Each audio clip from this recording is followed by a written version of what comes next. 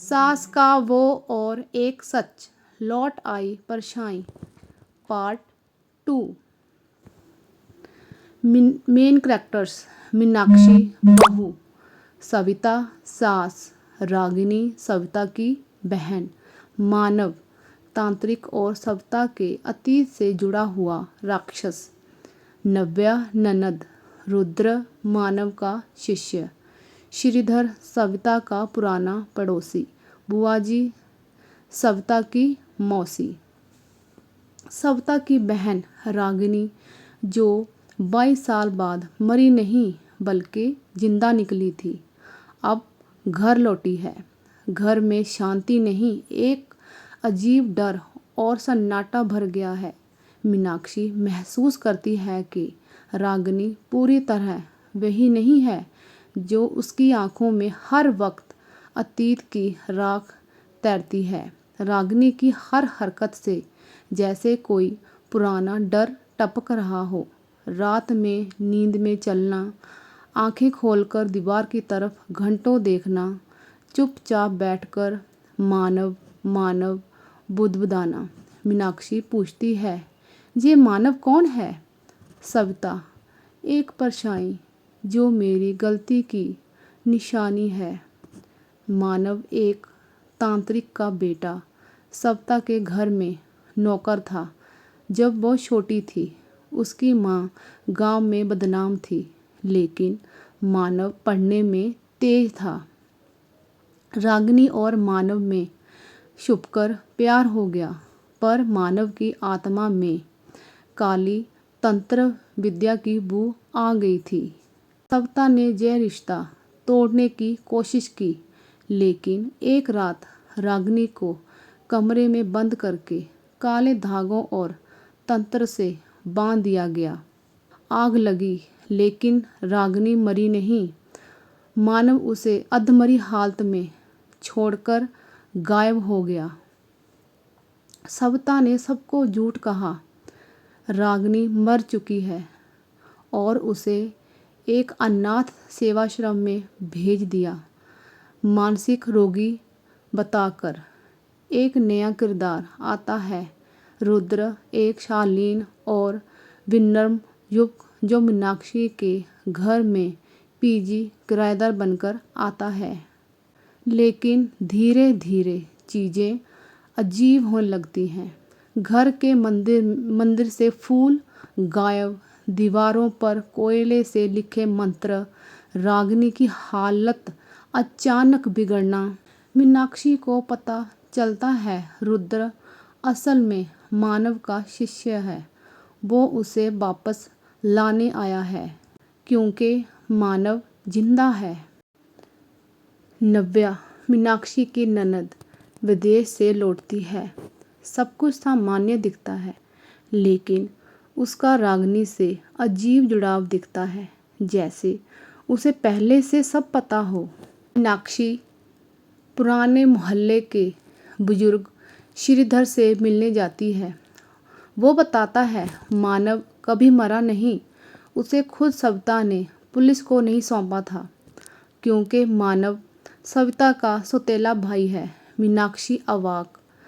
एक सच जो सविता ने कभी नहीं बताया, उसकी माँ का गुनाह, जिसने 2 बच्चों को 2 तरफ के राक्षस बना दिया। रुद्र अब खुलकर मानव का संदेश लाता है, रागिनी को लौटाओ, नहीं तो तुम सब जल जाओगे उसी आग में। मीनाक्षी और नव्या मिलकर एक प्लान बनाते हैं, मानव को फुसलाकर घर लाना और सबके सामने उसका सच उजागर करना। सविता बुआ जी के पास जाती है, जो बताती है कि मानव के पास भूत बांधने वाली स्याही है जो किसी की आत्मा को अपने वश में कर सकती है। लेकिन तभी रागिनी गायब हो जाती है।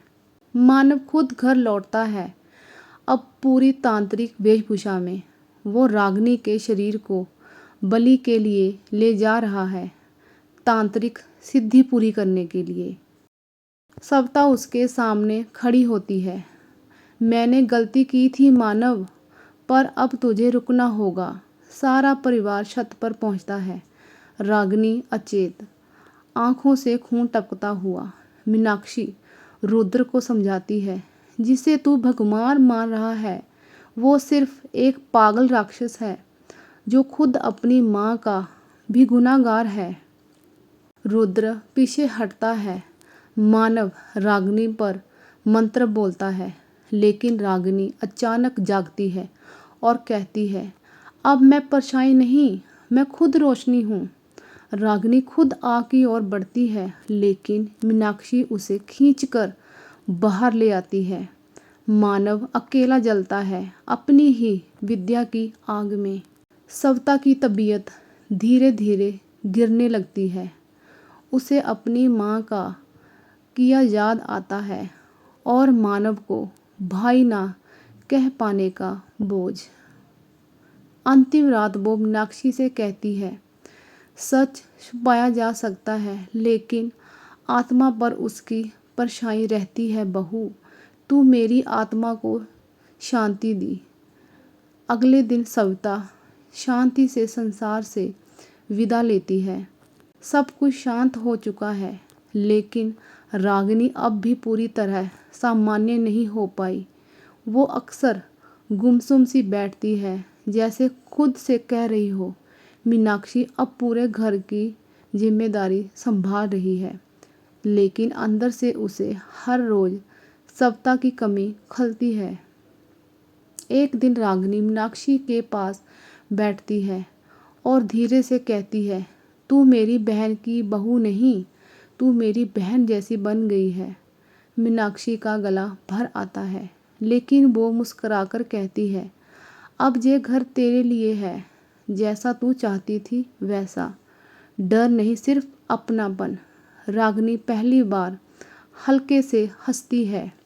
सविता जा चुकी थी और मीनाक्षी ने सोच लिया था कि अब सब शांत रहेगा, लेकिन उसे नहीं पता था उसके बेटे के जन्म के दिन रागिनी ने जिस बच्चे को जन्म दिया था वो आज भी जिंदा है और लौट रहा है, और वो बच्चा मानव का खून है।